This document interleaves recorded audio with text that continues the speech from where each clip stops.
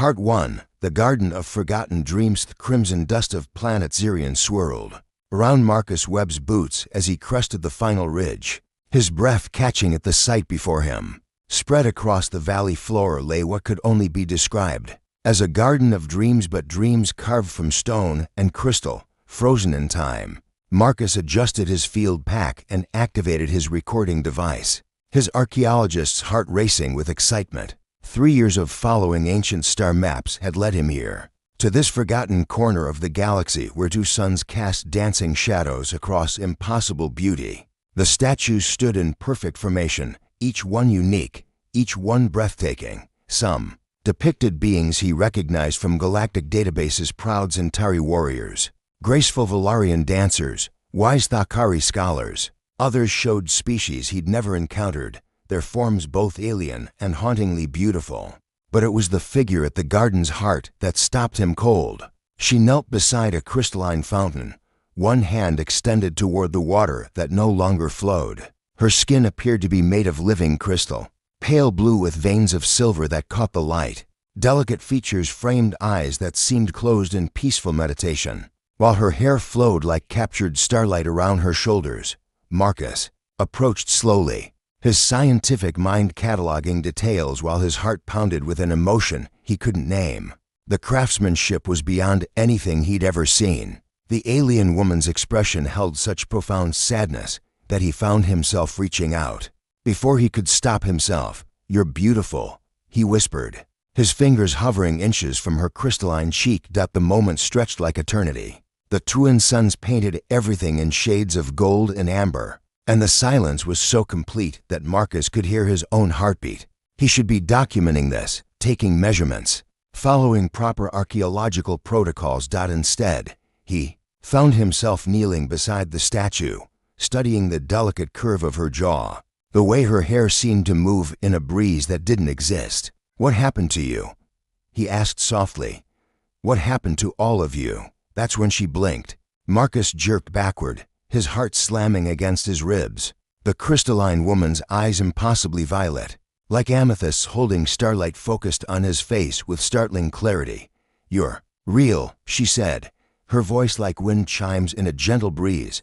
Before Marcus could respond, before his mind could process what was happening, her hand closed around his. Her touch was cool, solid, unmistakably alive. "I am Zera Vex," she continued, struggling to rise from her kneeling position. Marcus instinctively steadied her, his hands supporting her arms as she swayed. "How long have I been dreaming of stone?" "You're not a statue," Marcus breathed, the words barely audible. Zera's laugh was bitter music. "I was, for longer than your species has reached for the stars, I suspect." She looked around the garden, her expression growing pained. "Though I was not the only one." Marcus followed her gaze to the other figures scattered throughout the garden. Now that he looked closer, he could see the subtle signs that to perfect preservation. The way some seemed to shift slightly in the changing light. "They're all alive." "Were," Zera corrected sadly. "I can feel their minds, growing dim. Most have chosen to let the stone sleep claim them fully rather than face another awakening." She turned back to Marcus, studying his face with curious intensity. "You are human, are you not? I have heard tales of your kind, though I thought them myths." "Very human," Marcus confirmed, still trying to process the impossibility of the situation. "I'm Marcus Webb. I'm an archaeologist. I study ancient civilizations." "Then you have found one," Zera said with a ghost of a smile, though perhaps not in the way you expected. The wind picked up, carrying with it the scent of alien flowers and something else, something like ozone and starlight. Zera shivered, and Marcus realized she wore only a flowing gown that seemed to be carved from the same crystal as her skin. "You're cold," he said, immediately shrugging out of his jacket. Zera accepted the garment with surprise, pulling it around her shoulders. "Your kind is known for unexpected kindness. I have heard. Some of us try to be." Marcus found himself reluctant to step away from her. "Zera, what happened here? Why were you turned to stone?" Her violet eyes clouded with old pain. "A punishment, a preservation." The distinction became unclear after the 1st century. She looked at him with sudden urgency. But you should not be here, Marcus Webb. My people will come looking for me now that I have awakened. They have ways of tracking the crystal-born. Crystal-born, my bloodline. We are rare, even among the Caridians. She touched her cheek self-consciously. The crystal in our skin holds memory, power. It makes us valuable. Marcus felt a chill that had nothing to do with Zirian's twin suns beginning to set. Valuable how? Zara's smile was sad and knowing, in ways that would horrify someone with your gentle heart, I think. Before Marcus could respond, the ground beneath them began to vibrate with the unmistakable rhythm of approaching ships. Zara's face went pale, her crystal skin losing its inner glow. "They have found me," she whispered. "And now they will find you." Marcus looked up at the darkening sky, then back at this impossible woman who had awakened at his touch. Whatever was coming, whatever consequences his presence here might bring, he knew one thing with absolute certainty. He wasn't leaving her behind. Awakening bonds. The cave system beneath Zirian's ancient garden provided perfect shelter from the search vessels that had been circling overhead for the past 3 hours. Marcus had guided Zara through the winding passages using his portable illuminator, her crystalline skin casting ethereal reflections on the stone walls. "Tell me about the punishment," Marcus said softly as they settled in a deeper chamber, sharing rations from his pack. The blue-white glow from Zara's skin provided enough light that he could see the pain flicker across her features. Zara accepted the nutrition bar he offered, studying it with curiosity before taking a tentative bite. "My people believe in arranged unions to strengthen bloodlines," she began, her voice echoing slightly in the enclosed space. "The Caridian Council selected a mate for Methane Darkwater, a warrior from the strongest military family." Marcus felt an unexpected surge of jealousy at the mention of another man's name. "But you refused." "I did more than refuse." Zara's eyes flashed with remembered defiance. "I fled on our binding day, taking the crystal heart with me." "The crystal heart?" Zara's hand moved to her throat, where Marcus noticed for the first time a pendant that seemed to pulse with inner light. "The most sacred artifact of my people. It chooses the next ruler when the Empress dies. I had hoped to change our ways, to end the forced unions." The weight of her sacrifice hit Marcus like a physical blow. "So they turned you to stone." "The Council of Elders cursed me to crystal sleep until I agreed to return and fulfill my duty." Her laugh was bitter. "They did not expect me to choose centuries of dreaming stone over one lifetime of unwanted touch." Marcus moved closer to her in the dim cave, close enough to see the way starlight seemed trapped within her crystal skin. "How does the curse work?" "Physical contact with someone whose heart holds no deception can wake us temporarily. But without the curse being lifted," she shrugged helplessly, "I will return to stone when the binary sunrise comes." "When is that?" "Tomorrow morning." The words hit Marcus like ice water. He had found this incredible woman, felt this impossible connection, only to lose her again in hours. "There has to be another way," he said desperately. Zara's expression softened as she studied his face. "You barely know me, Marcus Webb. Why does my fate matter so much to you?" He struggled to find words for feelings that defied logic. "I've spent my life studying dead civilizations, empty ruins, fragments of lives long gone. But you're alive, vibrant, real, and I feel like I've been waiting my whole life to find you." The honesty in his voice made Zara's breath catch. She reached out, her cool fingers tracing the line of his jaw. "Your species is so warm," she murmured, "so full of life. I had forgotten what warmth felt like." Marcus caught her hand, pressing it against his cheek. "Don't talk like you're already gone." "But I am, Marcus. I am already a ghost, borrowing time I do not own." "Then let's make the time we have count." The air between them crackled with tension as Marcus leaned closer. Zara's violet eyes widened, but she didn't pull away. When their lips met, it was like touching lightning electric, impossible, perfect.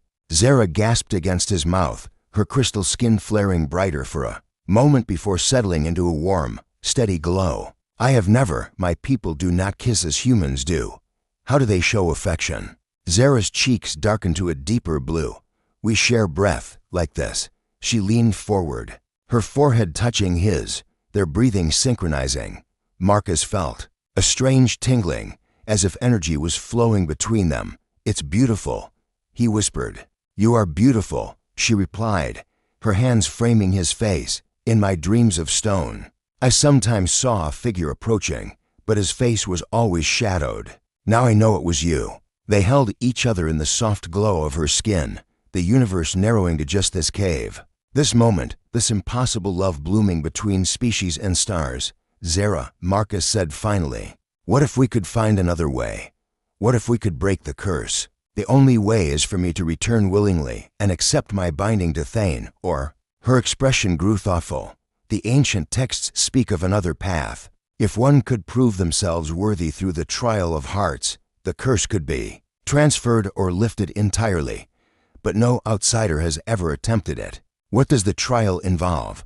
Combat, wisdom, sacrifice?" She shook her head. "It would mean facing the Council of Elders on Caridia. It would mean walking into the heart of my people's power with no guarantee of success." Marcus's jaw set with determination. "Then that's what we'll do." "Marcus, no. You do not understand the danger. I understand that I'm not losing you to an ancient curse without a fight."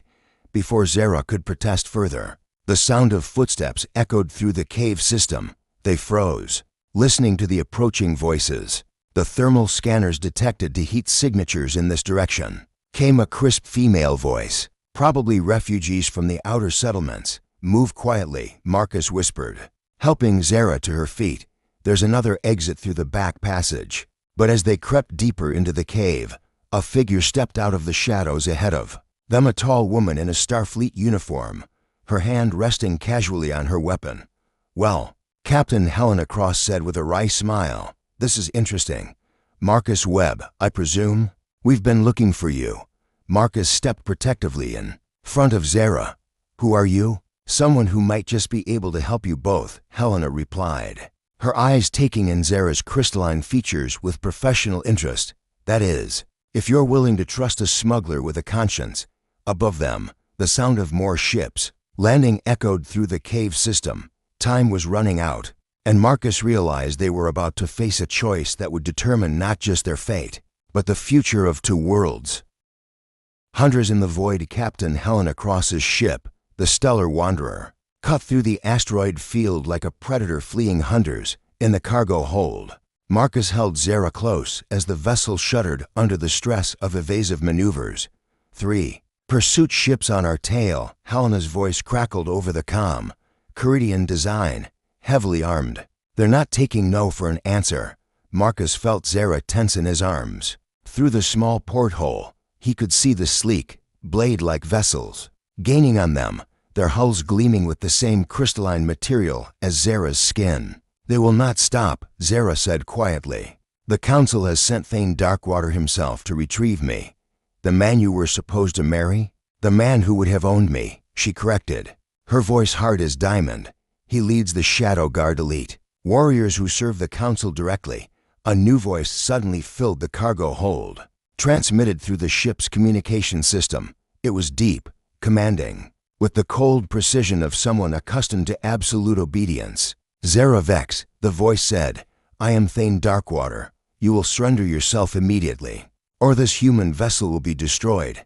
Zara's crystal skin flared bright with anger. "Still giving orders, Thane. Some things never change. You cannot run forever, Crystalborn. The heart you carry belongs to our people." Marcus watched as Zara's hand moved protectively to the pendant at her throat. The crystal heart pulsed with soft light, as if responding to the tension in the air. "Tell me about the heart," Marcus whispered. "It chooses the next empress when the current ruler dies," Zara explained, "but it has been dormant for generations. The Council uses its silence to justify their arranged bindings. They claim the bloodlines must be preserved until the heart awakens." Another impact shook the ship, this one harder than the last. Helena's voice came over the comm, strained. With effort, "I can't shake them in this field. Too many obstacles." Marcus made a decision. "Can you get us to the mining station at the field's edge, the abandoned one?" "Yeah. But why? Trust me." As the Stellar Wanderer changed course toward the derelict mining platform, Marcus pulled Zara into a small alcove behind some cargo containers. The space was cramped, intimate, forcing them close together. If we don't make it, Marcus began, but Zara silenced him with her fingers against his lips. We will make it, she said firmly. But if you are thinking of sacrificing yourself, I'm thinking of keeping you free. Marcus captured her hand, pressing it against his chest. Feel my heartbeat, it's racing. Not with fear, but with the thought of losing you. Zara's violet eyes searched his face. On my world, when crystal-born choose their own mate, they perform the binding of souls. It is intimate beyond your human understanding. Show me. Without hesitation, Zara pressed her forehead to his, her crystal skin beginning to glow. Marcus felt a warmth spread through his chest, as if liquid starlight was flowing through his veins. Images flashed through his mind, her memories, her emotions, her dreams of freedom. In return, she saw his loneliness, his passion for discovery, his growing love for her that defied all logic and reason.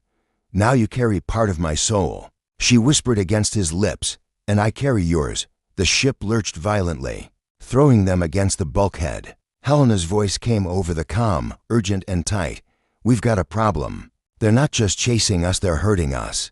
Marcus looked out the porthole to see more Caridian ships, emerging from behind asteroids, forming a loose net around them. In the distance, the mining station grew larger, its dark bulk riddled with processing tunnels and abandoned machinery. They want to take us alive, Zara realized. Thane needs the crystal heart intact, and he needs me conscious to perform the binding ritual.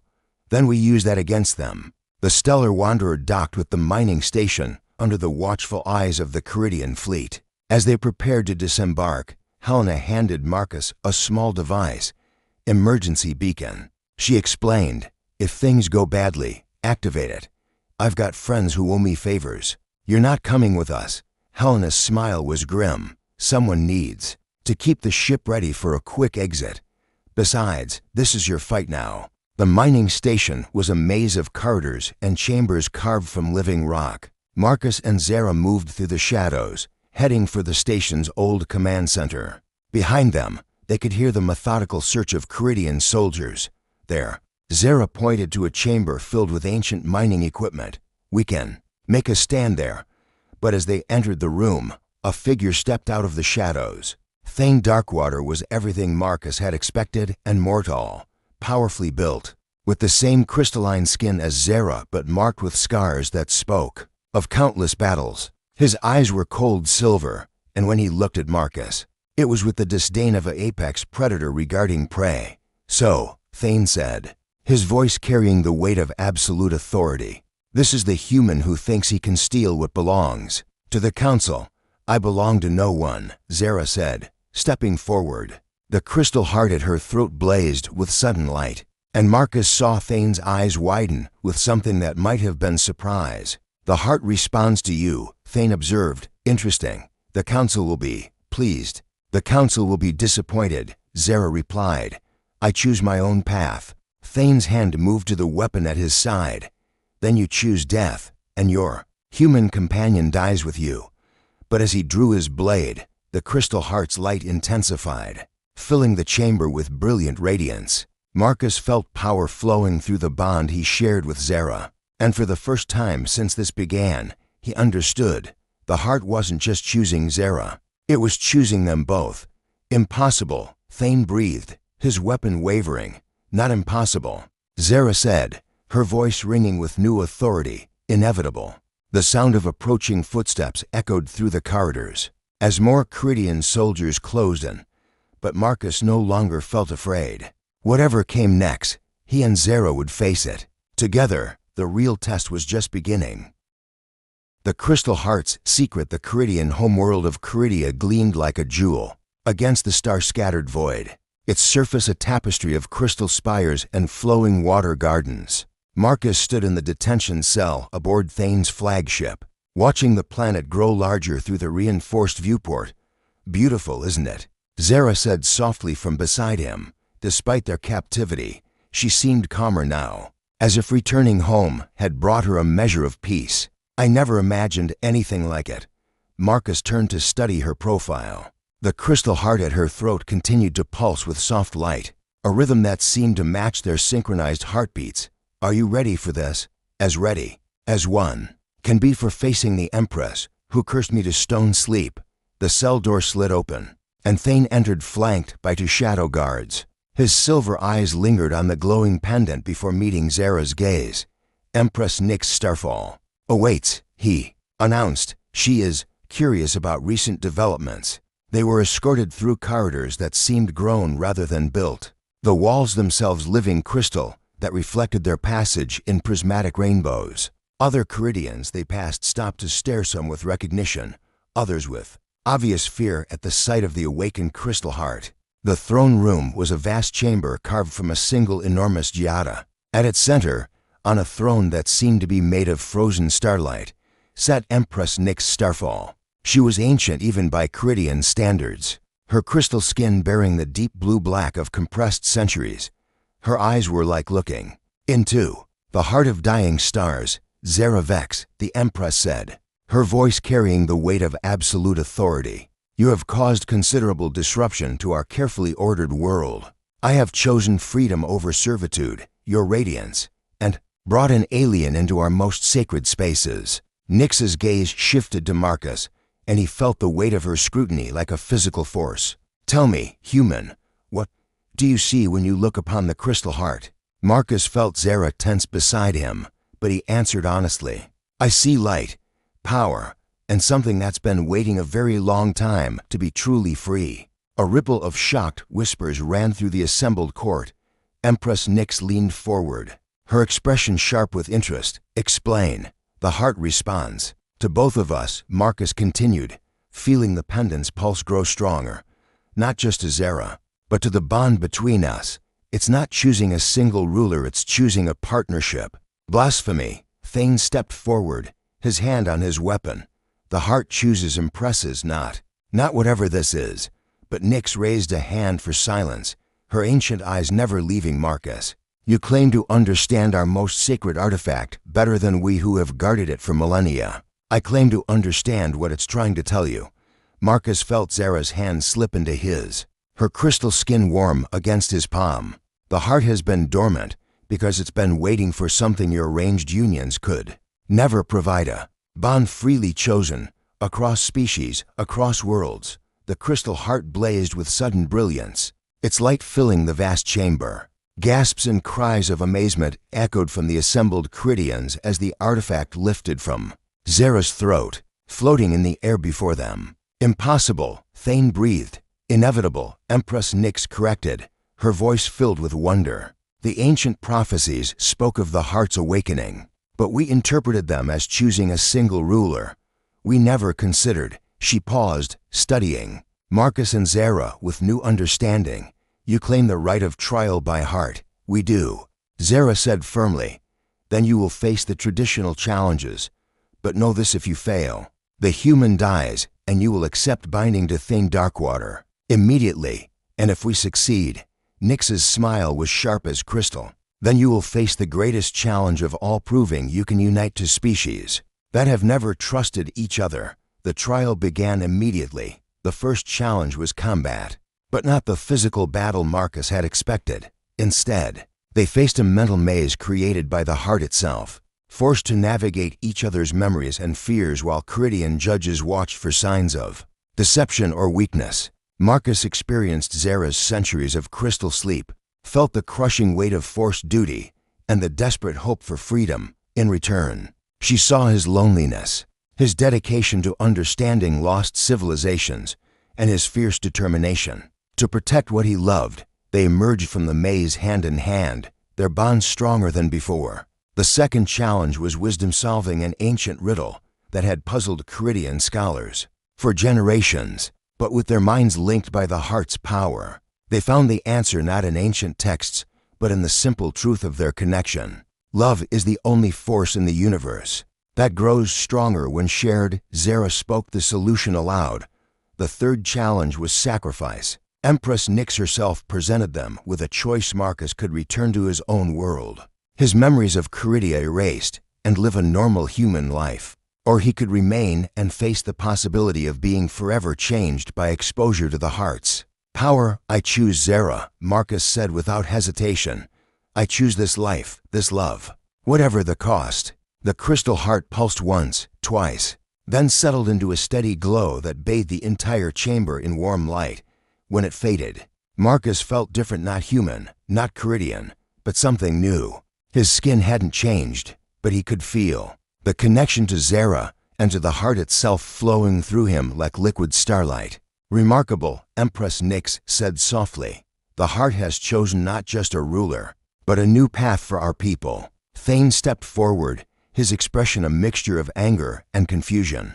"You cannot seriously consider—" "I consider what the heart has shown us," Nyx interrupted. "A future where Caridians and humans work together, where bonds are chosen freely rather than imposed by ancient law." She stood from her throne, and for the first time in centuries, bowed to another, Empress Zara Vex. "Emperor Marcus Webb, may your reign bring the change our world has long needed." As the court erupted in shocked whispers and Thane stalked away. In fury, Marcus pulled Zara close. The crystal heart settled between them, its warm light reflecting in their eyes. "So," he said softly, "how do you feel about being an empress?" "Better than I ever felt about being a prisoner," she replied, her lips finding his in a kiss that tasted of starlight and freedom. The real work was just beginning, but they would face it together, two hearts, two species, one love that would reshape the galaxy itself. Love beyond star. 6 months had passed since Marcus and Zara's coronation, and the Crystal Palace of Caridia had become a hub of interstellar diplomacy. Human ambassadors walked alongside Caridian nobles, their heated debates about trade agreements and cultural exchanges echoing through halls that had once known only whispered court intrigue. Marcus stood on the balcony of their private chambers, watching a human cargo ship dock at the orbital platform. Each rival brought new challenges, new opportunities, and new proof that their unprecedented union was reshaping to civilizations. "The Earth Council is still resistant to the deep space mining proposals," Zara said, joining him at the railing. Her crystal skin caught the light of Caridia's twin moons, creating patterns that Marcus still found mesmerizing after all these months. "They're afraid," Marcus replied, slipping his arm around her waist. "Fear is natural when everything you thought you knew about the universe changes overnight." Zara leaned into his embrace, the crystal heart at her throat pulsing with warm contentment. "Do you ever regret it, giving up your old life to be here?" Marcus turned to face her fully, his hands framing her face. "I gave up nothing. I found everything." He kissed her softly, tasting starlight and promises. "Besides, someone has to keep the Empress of Caridia grounded." "Is that what you call it when you argue with the Council of Elders about mining rights?" "I call it diplomatic negotiation with a human perspective." Their laughter was interrupted by a soft chime from the communication panel. Captain Helena Cross's face appeared on the holographic display, her expression mixing amusement with exasperation. "Your Majesties," Helena said with mock formality, "we have a situation at the border of the Centauri sector. Seems like some of your more traditional nobles are having second thoughts about the whole human Caridian cooperation thing." Marcus and Zara exchanged glances. They had been expecting this Thane Darkwater's faction had been suspiciously quiet since the coronation. "How bad?" Zara asked. 3 Caridian battle cruisers intercepted a human archaeological expedition near the Zirian system. "They're claiming violation of sacred space." "Zirian," Marcus said grimly. "They're making this personal." It was where they had first met, where Zara had awakened from her crystal sleep. The symbolism wasn't lost on either of them. "Prepare the Star Weaver," Zara commanded. "We leave immediately, an hour later." They were aboard their personal vessel, a hybrid ship that represented the best of both human engineering and Caridian crystal technology. As they flew toward the disputed sector, Marcus found himself thinking about how much had changed. "Remember when you told me your people could detect humans by scent?" he asked as they entered hyperspace. Zara smiled, her fingers intertwined with his on the command console. "Now that particular ability seems less important than it once did. Because you chose to bind yourself to someone who smells perpetually foreign? Because I chose to bind myself to someone whose heart beats in harmony with mine, regardless of what his skin smells like." The Star Weaver dropped out of hyperspace near Zirian to find a tense standoff. 3 sleek Caridian warships surrounded a small human research vessel, their weapon arrays powered but not yet targeting. "This is Empress Zara Vex and Emperor Marcus Webb," Zara announced over the general communication channel. "Stand down immediately." The response came from Thane Darkwater himself, his face appearing on their view screen with cold defiance. "Your Radiance, these humans are desecrating sacred ground. The garden where our ancestors sleep must be protected. Those ancestors chose crystal sleep over the bonds their society tried to force on them." Marcus replied firmly, "They would understand better than anyone the importance of choice." "You presume to speak for the Crystalborn?" "I speak as one who has been chosen by the heart itself," Marcus said, and the crystal heart around Zara's throat blazed with confirming light. "Stand down, Thane. This is not the way." For a moment, the comm channel crackled with tense silence. Then Thane's expression shifted, revealing not anger but deep, aching loss. "You were mine, Zara," he said quietly. "For years, I planned our life together. The children we would have, the strength we would bring to our people." Zara's voice was gentle but firm. "I was never yours, Thane. I was the Council's prize, to be traded for political advantage. That is not love. And what you have with this human is." Marcus felt Zara's hand tighten on his. "What we have is choice, every day. We choose each other, every day. We choose to build something new together." The crystal heart pulsed once, and suddenly every screen in the small fleet displayed the same image: the garden on Zirion. But not as they had left it. The statues were moving, awakening, their crystal sleep finally ending as the heart's power spread across the galaxy. "The Crystalborn are waking," Zara whispered in amazement. "All of them." "Impossible," Thane breathed. "Not impossible," Marcus said. "Inevitable." The heart was never about preserving the old ways, Thane. It was about creating new ones. On the screens, they watched as beings of crystal and starlight stretched arms that had been still for centuries, looked around with eyes that sparkled like captured galaxies.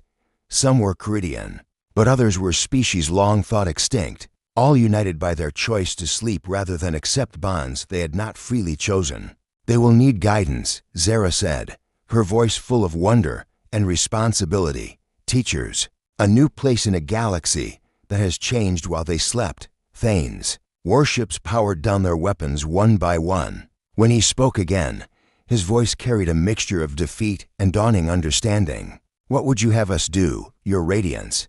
"Help us," Marcus said simply. "Help us build a future where no one has to choose crystal sleep over freedom." The weeks that followed were chaotic and magnificent. The awakened Crystalborn brought knowledge from civilizations that had fallen millennia ago, technologies that had been lost, wisdom that had been sleeping in stone dreams. Human and Caridian scientists worked together to establish new colonies, new trade routes, new possibilities. Marcus and Zara found themselves at the center of it all, their love story becoming the foundation myth of a new age, but in their private moments, away from the demands of empire and diplomacy. They were simply two beings who had found each other across the vast darkness of space. "Do you think we'll be remembered?" Zara asked one evening as they lay together in their crystal garden, watching the stars wheel overhead. "For uniting the galaxy?" "Probably no," she said, tracing patterns on his chest with her crystalline fingers. "For loving each other despite every reason we shouldn't have." Marcus caught her hand, pressing it against his heart. "Love doesn't need reasons, Zara. It just needs courage." The crystal heart between them pulsed with warm light, and somewhere in the distance, they could hear the sound of children playing, human and Caridian and other species besides, growing up in a universe where love truly could transcend the boundaries of species and stars. Their story had begun with a statue that blinked and took his hand. It would continue as long as hearts beat in harmony across the cosmos, choosing love over duty, freedom over fear, and hope over the cold silence of crystal sleep. In the end, that was the greatest magic of all, not the power of ancient artifacts or the strength of mighty empires, but the simple, revolutionary act of two hearts choosing to beat as one.